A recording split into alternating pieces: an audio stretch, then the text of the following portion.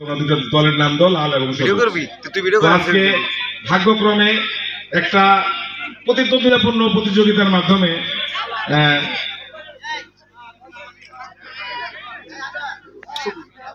সবুজ দল ক্রিকেটের চ্যাম্পিয়ন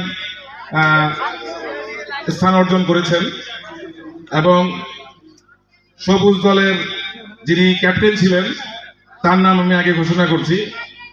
মোহাম্মদ দীপু, মোহাম্মদ খোরশেদ, মোহাম্মদ জব্বর, রাজন, তুহিন, ইসমাইল,